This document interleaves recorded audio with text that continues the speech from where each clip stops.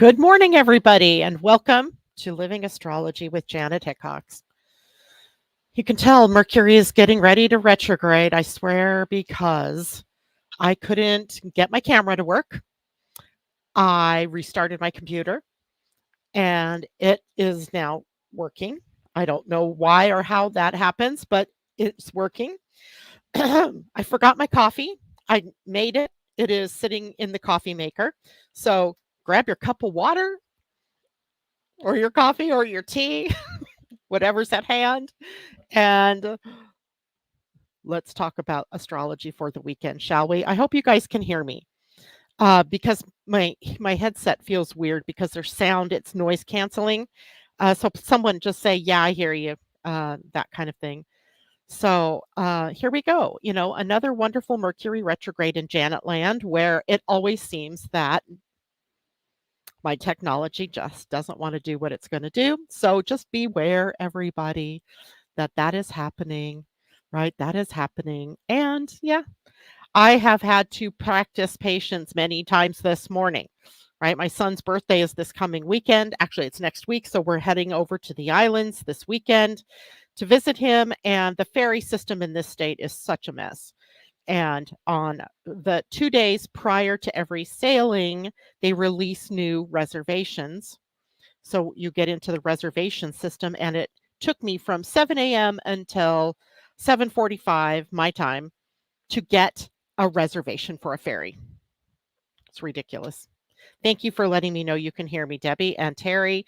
And it's good to see you, Tom. He said, "Ay, ay, ay, it's August. I hold on to your butts."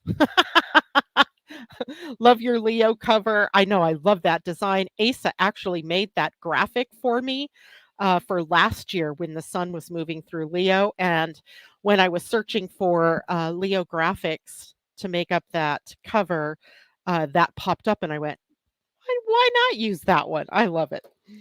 So we have a lot to talk about this morning, none the least of which is where the moon is now, which I have no idea. Let's see, today, Friday, the moon is in Cancer and shifting tomorrow morning early into the sign of Leo. That'll be awesome. A Leo weekend. I kind of like that. Cancer, of course, the sign of nurturing and mothering, the sign of emotions and the sensitivity to feelings and emotions and moodiness. There's always that as well. So there is where the moon is. But today, I really want to talk about the new moon. It seems like Sunday is like D-Day for the weekend, right? Sunday is when Mercury turns retrograde. It is also the day that Venus moves into Virgo, both of them now in Virgo. It'll be Mercury, Venus in Virgo. And we also have the new moon. So we're going to talk about those three things today, as well as kind of taking a look at those things through the eyes of human design. And that's why in the cover article there, I wrote, make sure you have your human design and your astrology chart so you can see where these things are happening for you, because it's an important weekend in terms of setting the stage for the month of August, right? For the whole month. I mean, we enter into the calendar month, which I've not yet turned my calendar. I just noticed that. We enter into the calendar month with some pretty big things going on. But I find the new moon is probably one of the most beautiful moons that we've had in a while. And I want to break that down for you, as well as taking a look at the Sabian symbol for that. And remember, the Sabian symbols were written years and years ago, last century, right, with a channeled message for each degree of each sign in the zodiac. So 360 degrees of information kind of encoded in every degree. And this particular new moon is going to be at 12 degrees, 34 minutes of Leo. So find your chart or get your chart and find Leo. Here's the symbol for Leo right there. I even wrote Leo underneath it so you would see it. It looks like an upside down U. Kind of the outline of the lion's mane. And wherever that happens to be sitting in your astrology chart is where this new moon is taking place. And the reason we want to know where Leo is in your chart is because it's placed in a house. If you take a look at the chart, and some of this is review for you guys who've been with me forever, but for some of you it's new. But if you take a look at an astrology chart, you see all the different pie-shaped pieces. Those are called houses, and each of the houses represents an area of your life, and it always begins here at the first house, and it moves around this way, right, counterclockwise. If this were a person, if this chart is for the new moon, but if this chart were a person, their new moon would be occurring in the first house. Okay, so in your chart, it's going to be somewhere else. In my chart, it's in the second house, but it can be in any one of the 12 houses based on your personal natal chart. So the house is going to rule the area of which things are going to happen. So the first house is the house of self and identity and self-expression and viewpoint, how you look, right? How you behave. And if you have, Leo on your first house, and I know a couple of you out there listening do, then your first house is the area where something new, a new intention, a new thing that you want to manifest about yourself can take place. All right. And that's what the new moon is always about. It's about starting something new, right? It's the opening act, if you will, of an intention that you want to create something in your life, right? So that could be anything, literally.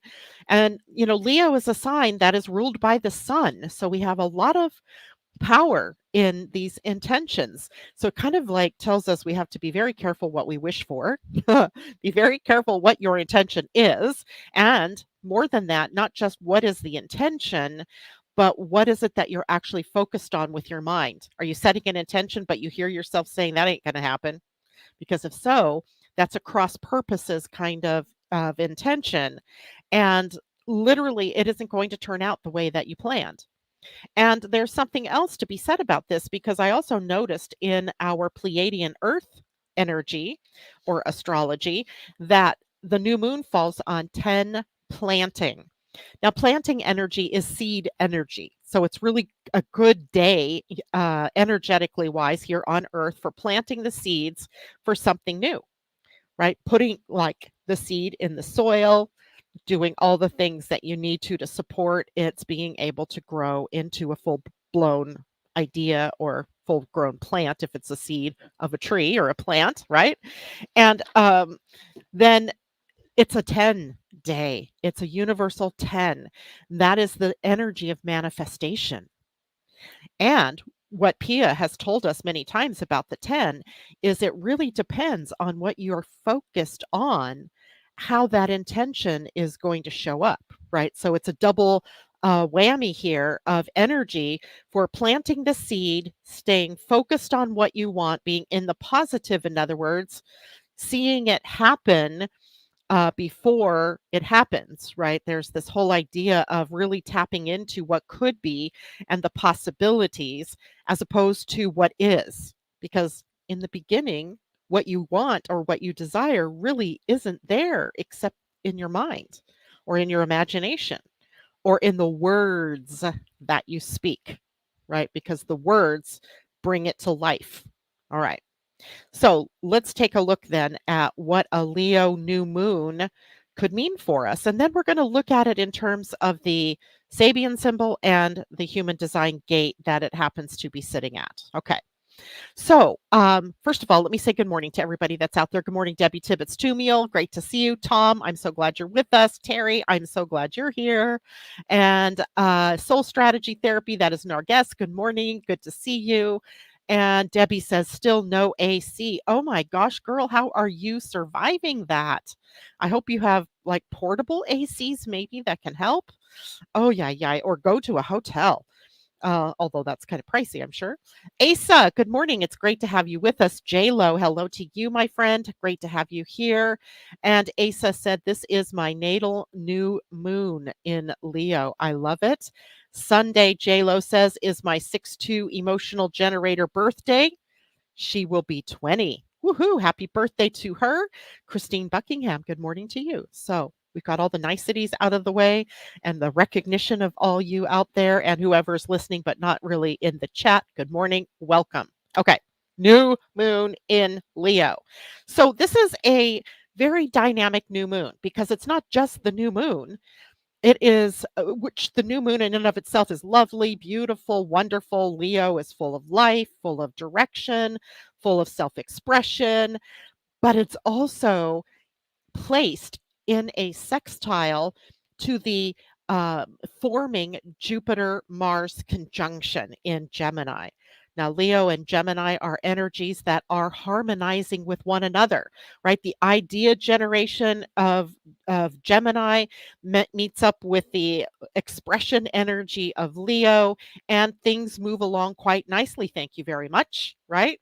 So, this is vibrant, this is dynamic, and it's great. It's perfect energy for initiating projects or expressing yourself creatively in whatever way that is for you, but also revitalizing the things that you are doing in your life, right? Or revitalizing your communications, revitalizing your social interactions with people. It really blends Leo's fiery and expressive nature with the intellectual, versatile, curious energy of Gemini. And that creates or sets us up for a favorable environment for enthusiastic action, right? On our intentions, whatever that might be. So if we break it down a little further, so we have creative expression and enthusiasm blended together in the new moon, irregardless of its, connection to Jupiter and Mars in Gemini. So this boosts our creative powers, right? Our creative juices. They're really running overtime. And it can also boost the drama and also our wanting to stand out in the crowd. I woke up thinking about something to do with this morning, and now I can't put my finger on it, but it was something about a dream I was having. And now I'll have to think about this one. The new moon here really fuels our desire to start something new creatively or breathe new life into existing projects that we have underway, right? Many of you do not know this, but Asa, you do, that I was melting down yesterday. Yai, because all week long I have been working on one project, and every time I tried to put it together, something would happen to it and it wouldn't work. And I was having people test it in the background. It would work fine for them 1 minute and the next minute it wouldn't.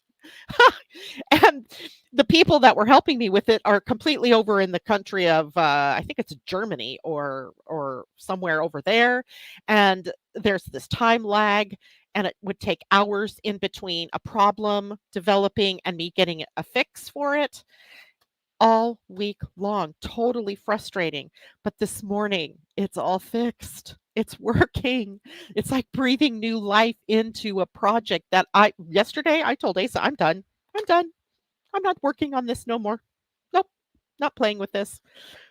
Sometimes letting it go is what you need to do so that it can leave space for it to get fixed or to be reinstated or whatever it is. Note to self, right? So this is a great time for creative energy. Again, either new or something that has been maybe a problem child, and you have injected new energy into bringing that into realization. There's also a level of playfulness and joy that should be the string running through this whole thing, or the theme running through the whole thing, because the playful spirit of Leo combined with the new moon encourages us to find fun, to find romance, or to celebrate what makes us happy, right? To get out, to reconnect with your own inner child, and enjoy life's pleasures. So don't forget that in the mix of you creating something, it really needs to be something that is playful, enjoyable, something that you're passionate about, something that you really love, something you'd really love to do, and bring that forward into being. It is also a time of intellectual stimulation and communication, right? The harmonizing sextile, which is a 60-degree relationship between the new moon, sun moon conjunction, and Jupiter Mars conjunction in Gemini brings up this energetic conversation ability, right? Or it's Mars and Gemini is pretty quick-witted and communicative, right? There's wanting to talk, right? Chatty Cathy energy. And it makes it a great time for us to engage in lively discussions, negotiations, networking, social interactions, right? It's all, pretty high on our list. And the sextile to the new moon in Leo adds charm and grace and confidence to our words, even how we interact with one another, and it makes it easier to entertain others or to be entertained by others, as well as to be able to persuade others in doing the in supporting us in our creative endeavors. Don't forget, it is also Gemini energy in Jupiter and Mars in Gemini energy is also about learning and exploring new things, right? Mars can stimulate our curiosity to go out looking for answers to different questions. Maybe we're investigating something that is new. Maybe we're exploring a topic that is of interest to us. Maybe there's a new book or a new course or a new something that you are wanting to pursue. And it can be particularly fulfilling and enjoyable when we have a new moon in this kind of connection to Jupiter and Mars in Gemini. So it's also about initiative and taking action. Mars is the action planet. Um, in astrology, he is really the one that says, put your time and your money and your energy into action. Do something. Don't just sit back on, and just, think. You got to actually do, right? So we're combining doing and action energies. And Gemini's influence here might stimulate curiosity, but that curiosity needs to lead to some kind of action. So make sure that you have this initiation or initiative energy, and you have the capacity to take action on it, right? It makes that time for opportunities for us, right? This really plays into the whole initiating of new projects, right? The new moon does that no matter what sign she's in, right? No matter what sign that combination happens in, there's always this new beginning pulse. But it's particularly powerful right now in the sign of Leo, especially if your intentions or what it is that you want to create are involving your creative self expression or communication in some way, right? Because that makes it very powerful. Um, we have to also balance assertiveness during this time. And that's because Mars and Jupiter, remember, Jupiter amplifies whatever it touches. Also, case in point, Jupiter is in Gemini, and in Gemini, it is in its detriment. Jupiter doesn't operate all that well in the sign of Gemini. I totally keep forgetting to speak to this when we talk about Jupiter's good side in Gemini, but there's also this this other side of this energy that can be overblown, right? Can scatter the goodness of the energies, the curiosity, getting involved in too much, right? So we with Mars also in the sign of Gemini, and he is not in his fall or detriment there. He's, neutral here. So he's able to take action, but the action, because Jupiter's kind of diddling around here, Mars action is like, let's do this. It provides the drive for us to do these things. So Leo Sun Moon gives us the confidence, Mars and Gemini, the action, Jupiter giving us like options for the things that we want to be involved with. So our approach to all of this, to the setting of intentions for the new moon, needs to be balancing thoughtfulness with actions or assertion, right? You can't create anything. Even setting an intention is an action step, but you can't just sit in the intention without taking action, right? Lots of us know this. We know this but we don't do this. We just keep thinking. We just keep wondering. We just keep asking questions. I do anyway. I don't know about you guys, but I'm betting that some of you are like this, forgetting that you actually have to take action, take a step, do something, right? Physical. So, overall, the new moon is about taking new action, starting new projects, setting intentions for the passionate things that you want to create in your life. And it is a time of enhanced social life where we are very much more friendly and interacting with people, more interested in social gatherings and getting together with those people that stimulate our imaginations, perhaps, or family or friends, things like that. And Mars, of course, there in, kind of giving us the ability to encourage these lively interactions between people. Here's another more business oriented thing that comes up, and it's about personal branding. And I guess it's not just business, right? This is, each one of you has a personal brand. It's about how you um, enhance or project forward your professional image or your personal image, right? So this is a great time to do an image update. Right, I've been bugging my granddaughter. I haven't been bugging her actually yet, but I'm about to bug her because all of my pictures that graphics that I use are older, and the bio picture that I'm using was from 2014. I should probably update that, right? So that's part of my personal branding. This would be a great time. I hope she's going with us Sunday. Maybe I'll have her take pictures of me on the beach in Friday Harbor, right? That would be a way to update your social media presence, your social pictures, your portfolio, your resume, all these kinds of things that better reflect your talents, your aspirations, just you in general, right? So don't forget about that. Learning and development, of course, always a part of this whole Jupiter and Gemini, but now with Mars and Gemini and in a connection with that new moon, opening us up opportunities to do workshops or to do courses or, follow our interests into a more profound understanding, that kind of thing. We do have a couple of things to watch out for, right? You knew that would happen. One is over enthusiasm. Jupiter and Mars coming together really do ramp up this enthusiastic, action oriented way of being. And I can already even feel it, building up inside of me as I'm talking faster, as I think all these ideas are coming in while I'm trying to talk, right? And sometimes that can lead to restlessness because there's so much going on up here and we're not sure what is the best course of action to take next.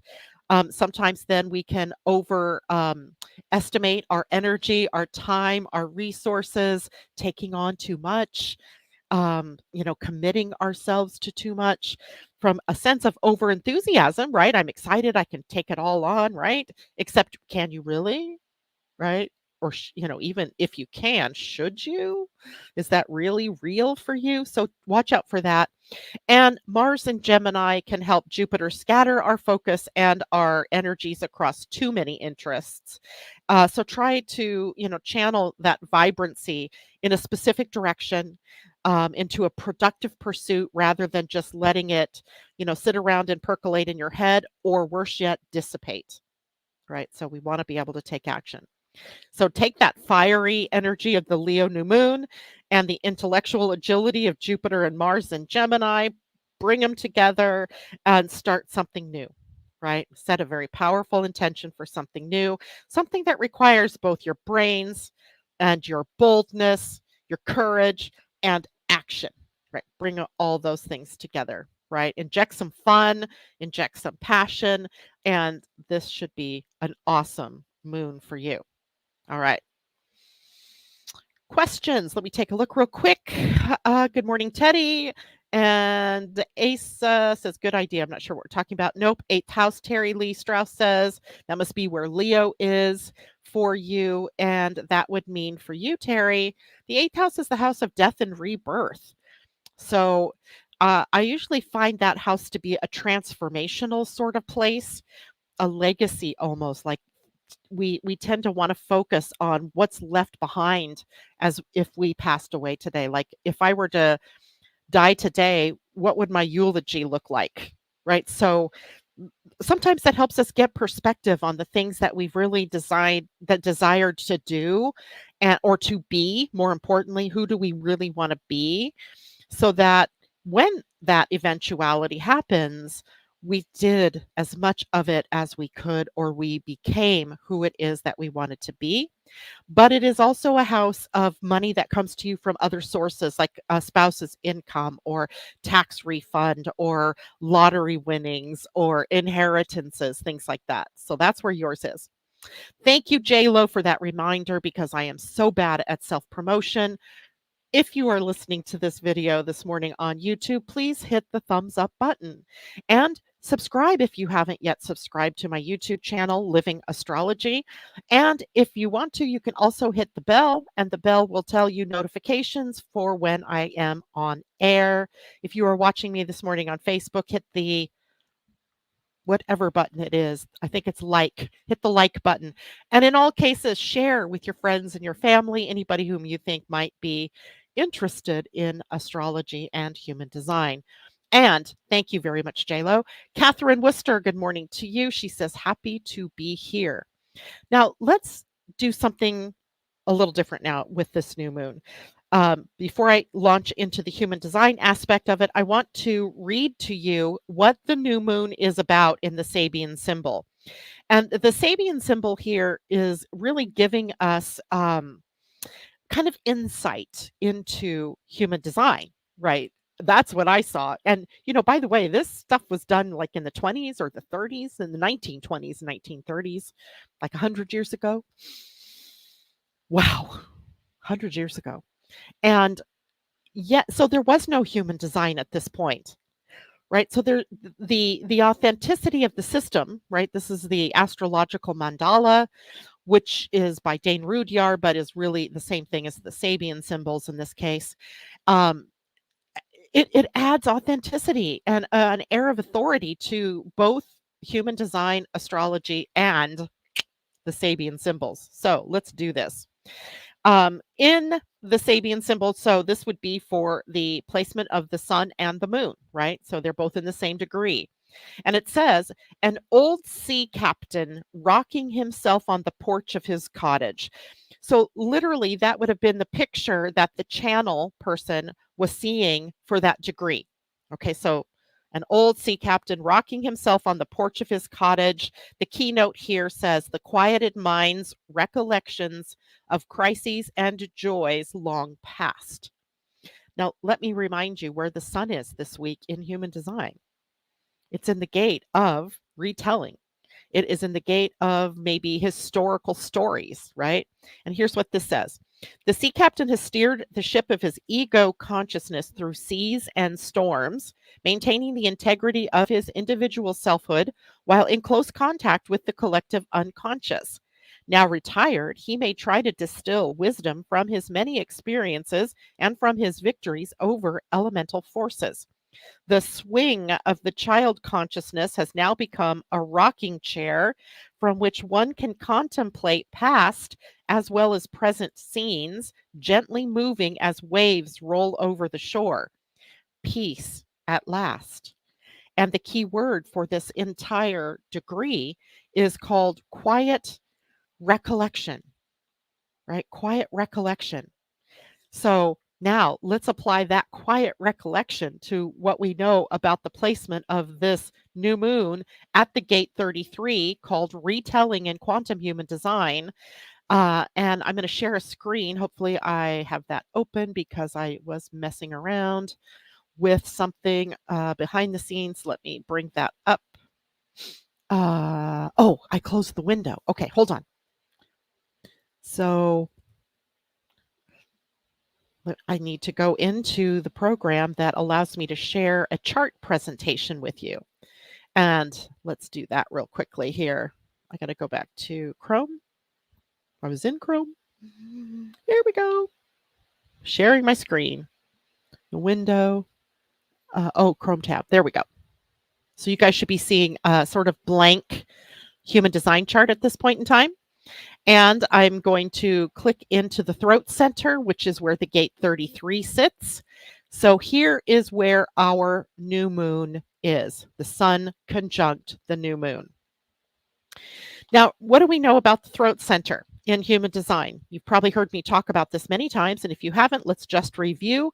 The throat center is the gearbox from which we want all the energies from below to move up to the throat, and the energies from the head and the ajna coming down to the throat for communication, for manifestation, and also for metabolic purposes, right?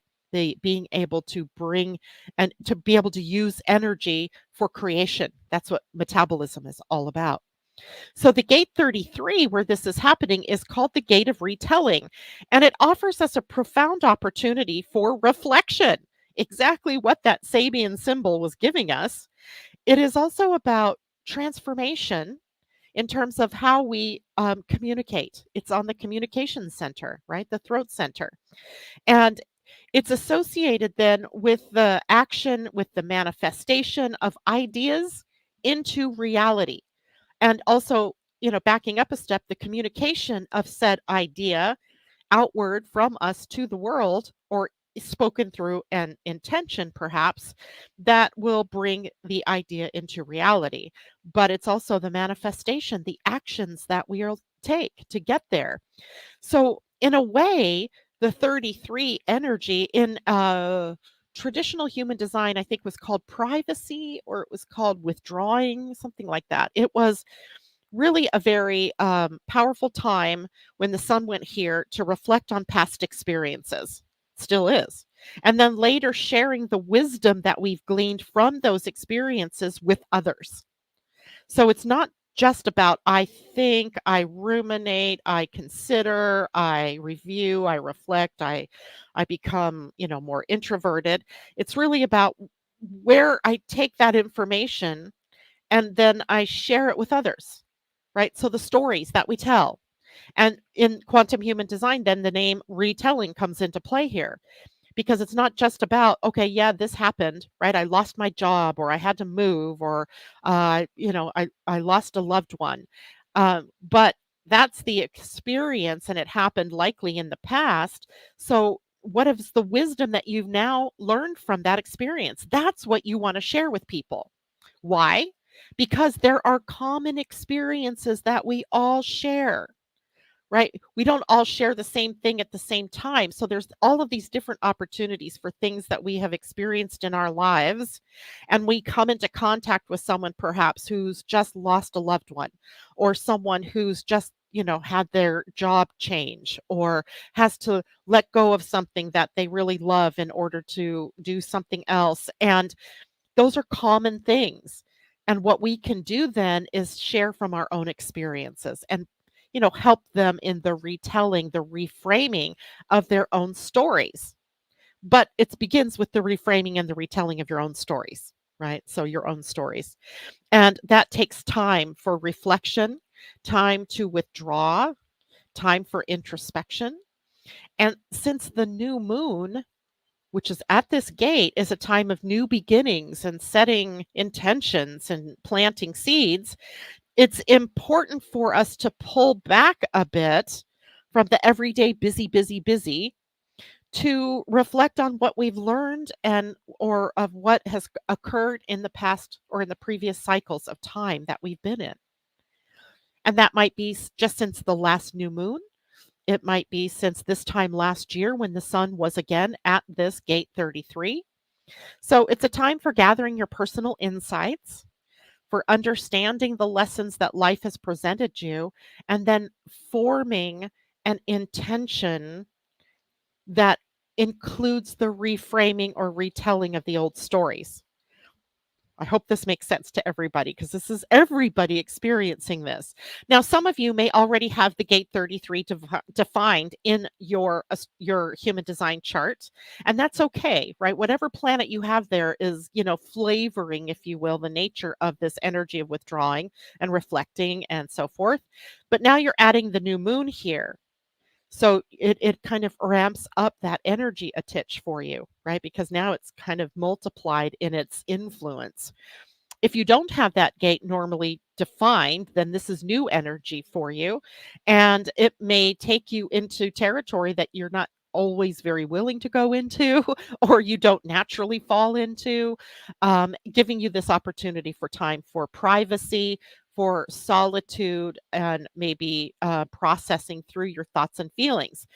Now, isn't that interesting that it's a Leo gate? A Leo gate that's full of fun, and now with communication with the Jupiter Mars conjunction and all of these things that we are really having to somehow bring together, and it can be a little chaotic feeling to us. There could be these butterflies going on inside as we're thinking about, well, this is the experience I've had in the past, uh, and I don't know if I want to experience that again. Maybe I'm afraid to put it back out there, and the possibility here is in the retelling. What did you learn from the last launch of a product, let's say, or the last time you entered into a relationship, or the last time you left a job? What did you learn, and how does that apply now? Right? This is what that energy is about. And then sharing wisdom is the huge part here because, every one of us has to reach out and be able to converse with others who've had similar experiences, perhaps, right? That's our path of service for one another as human beings. And after that period of withdrawal and reflection, then Gate 33 focuses our energy on a strategic planning of sharing our insights and our wisdom. And this gate is not about open emotional. It's more about how we've expressed through our experience and our learning. It's experiential sharing, sharing knowledge of your experiences, but when the timing is right. Right? You can't like just walk up to everybody and, oh, hey, let me tell you all about my experience of XYZ, because if they're not ready to hear it, they're going to shut you down. You're going to withdraw further, that kind of thing. So with the throat center, it's always tricky. So it's always the invitation that gets us able to share, right? Somebody says, tell me about this. How did you handle this? And then we teach or we story tell. We write perhaps, or we journal. We share, right, with others, but we do it in the right time, in the right place. The new moon here could mark the initiation of a project that involves documenting something of your history, your memoirs, right? The eighth house, Terry Strauss, that just reminds me maybe of something that's going on there for you. Creating educational materials for others based on your own personal or collective history, right? Could be.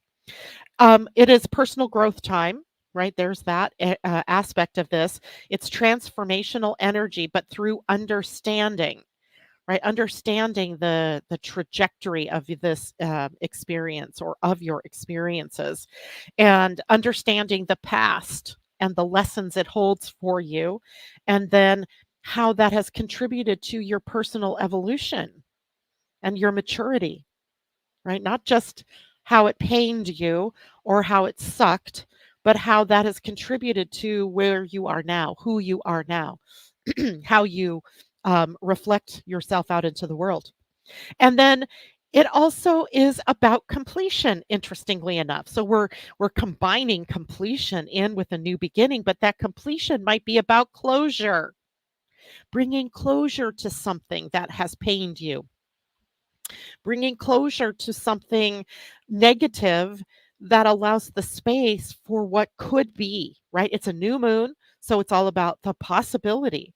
It's all about what could be when I take aligned action toward my passions or my intentions, right? So closure, and closure could look like moving forward without baggage, right? You've eliminated the baggage, the unresolved issues have been resolved, and now I can move forward fearlessly, courageously, boldly. All right. I hope that makes sense for everybody. So, journaling, again, it could be a very reflective practice here. It can also be a great time for you to strategically plan, right? Have some kind of idea about what is it that you want to create, um, closure and reconciliation. If a part of what your intentions are have to do with relationships or healing the wounds in between you and others, um, then reconciliation is another word we could use that the gate 33 helps us with. Okay. Any questions? I'm going to stop sharing my screen for a minute. Go back to here, and J-Lo has a Leo PD personality third. Is that the gate 3? Christine Buckingham, undefined throat, 33-1 mind. Pluto Virgo, 33.4 design, body hanging, red, black. So this is really like on you, Christine. And here's something kind of funny that happens with the 33. And I note that you also have the 13 defined. So when the 33 could also be called the gate of the secret keeper, right? The secret keeper, the holder of the histories, the holder of the secrets, right? The holder of the wisdom that we hold as a species or as a family or what have you, right? But something interesting happens when the 13 gets involved, and the 13 is on the identity center. And it is a straight shot up to the throat where secrets get revealed, right? It was funny. My husband and I this morning were talking about secrets and being secretive and hiding things from other people, and how inadvertently during this kind of a transit, the secret holders become the secret spillers. So it comes out. It inadvertently, not on purpose. It's just it becomes a channel, right? A channel that's defined, and this energy spills out. So watch for that. If you have the gate 13, the sun coming into alignment here can be where other people divulge secrets to you, or you divulge a secret that you're holding to others. Just be careful here. Karen's Corner, interesting corresponding with Mercury retrograde. We're going to go into Mercury retrograde here in just a minute, Karen. She's a mental projector, still learning that lesson. Mental projectors, you are such deep thinkers, right? Such deep thinkers. And, the part of the projector that really wants to get heard, right? You have so much wisdom, right? So much wisdom. Our projectors are wise, right? And they're here to guide others. They're here to orchestrate, right? Um, and when you have so much thinking going on, it sometimes plays into the spilling out of words before their time, or the taking of action before it's actually correct.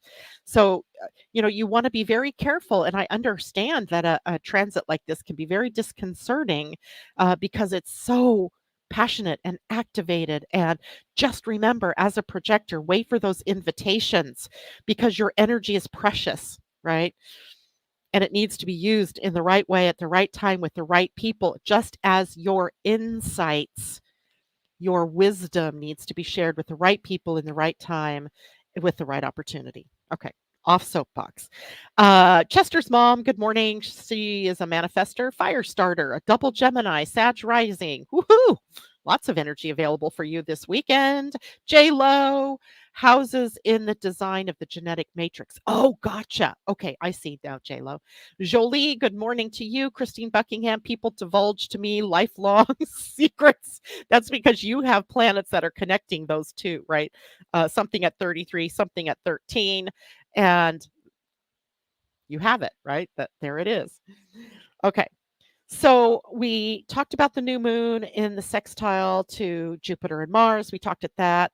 Let's talk a little bit now about the other thing happening this weekend, which is Venus moving into Virgo. And I wanted, if you were listening on Wednesday's broadcast was huge, right? We divulged a whole lot of information about the upcoming T-square that really dominates the month from about August 10th to the 20th, and maybe even a little beyond, taking us through the full moon, August 19th, the biggest day of the whole freaking year, just about, and how all of that is going to play out with Venus and being in Virgo.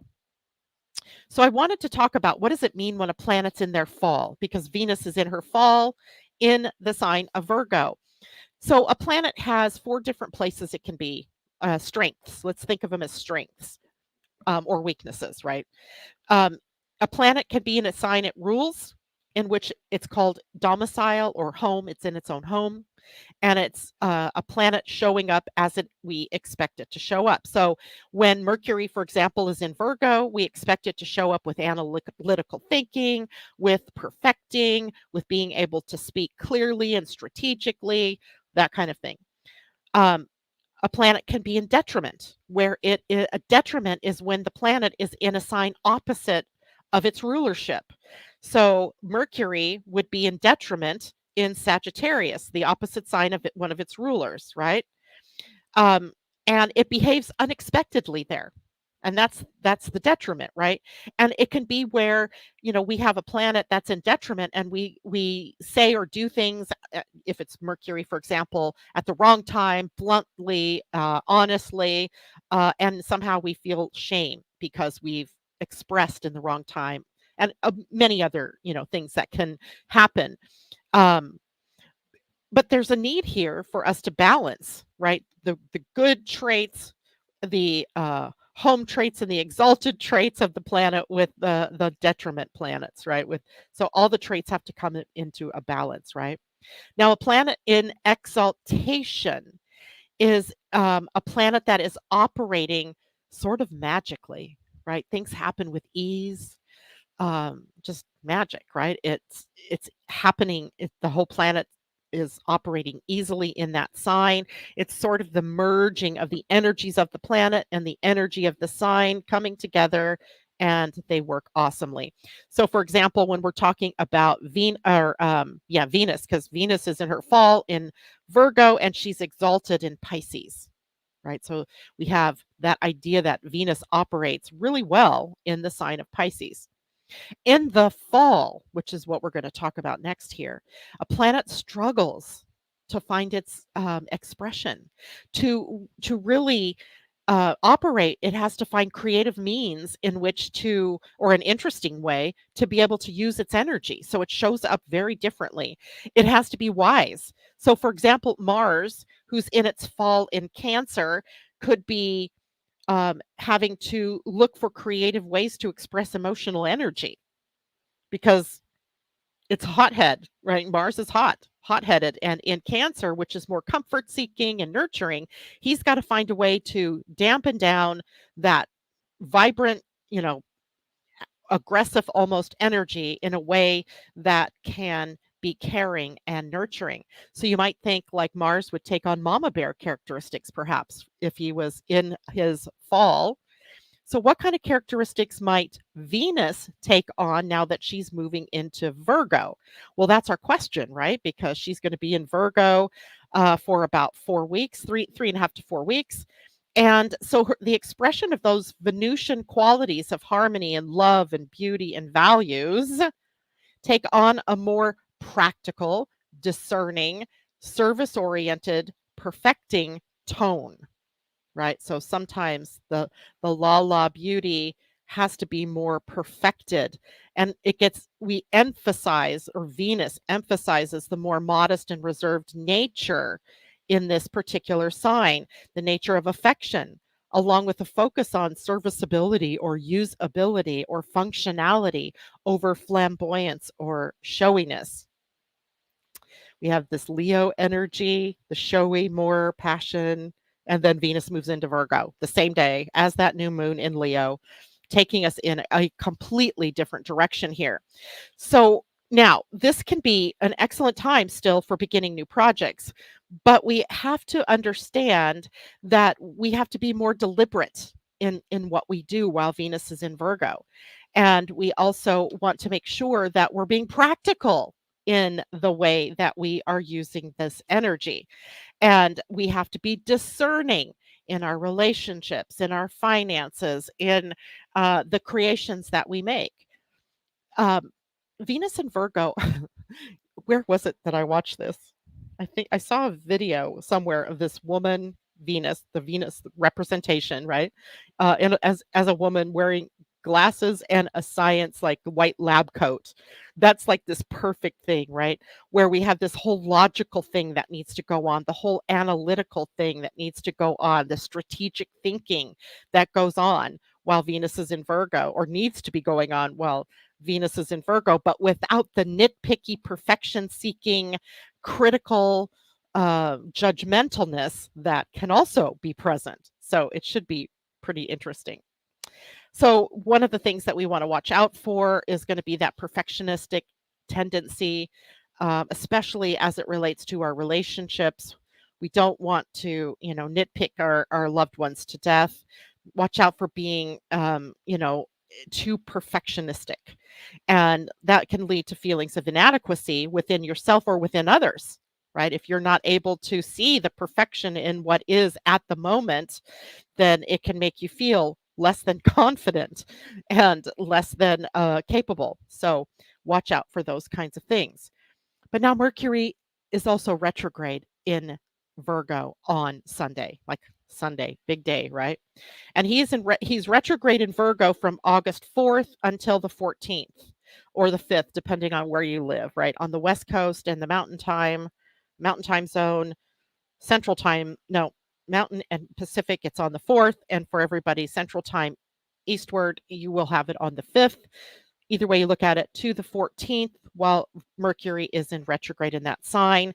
And it marks a period where we are particularly focused on reevaluation, on introspection, especially in the realms of communication, in organization, and in our health, right? Because Virgo, health and well being.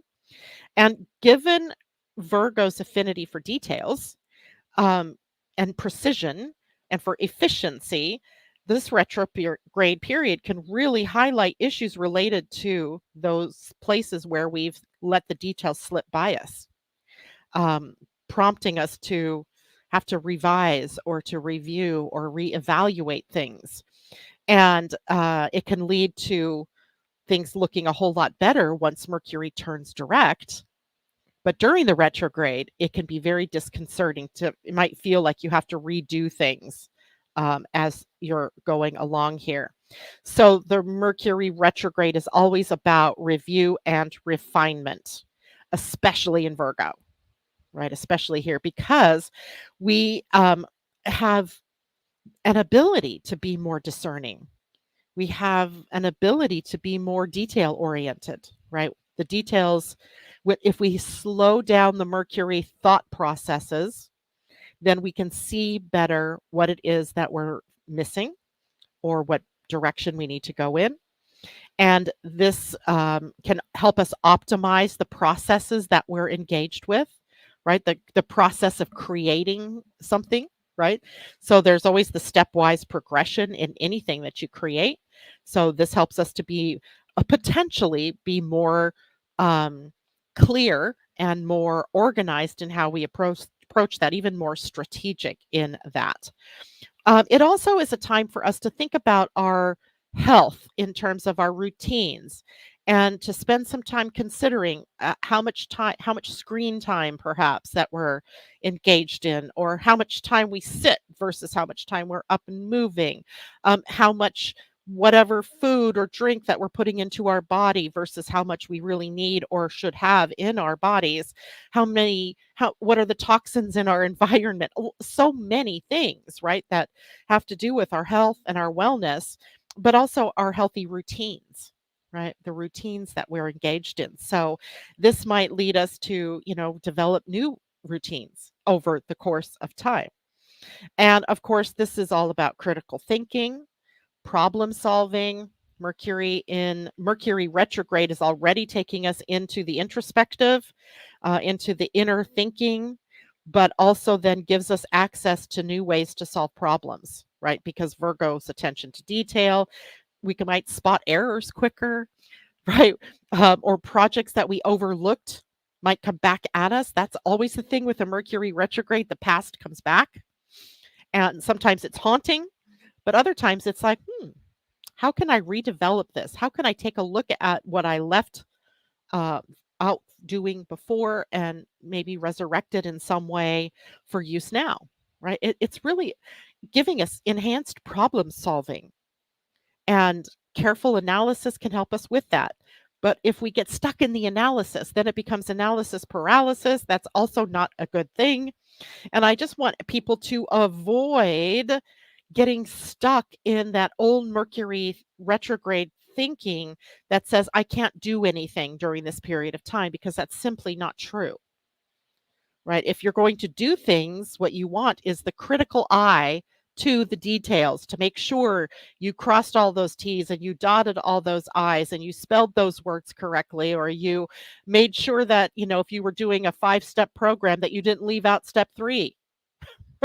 So being more deliberate in what you do, being more strategic, not stopping. We don't stop living just because Mercury's retrograde. We don't stop talking just because Mercury's retrograde. Okay. We just do it more carefully. We do it more deliberately. We do it with a keen eye to the details in this particular case. Okay. So work and productivity might be even enhanced during this period of time. Maybe you get more done each day because you're more focused. It's a possibility. Maybe you're more efficient in the way that you do things, the way that you work, or your routines each day. Maybe your communication is more deliberate and more to the point, more succinct. But we also have to watch out for the possibility of miscommunication and misunderstandings during this time.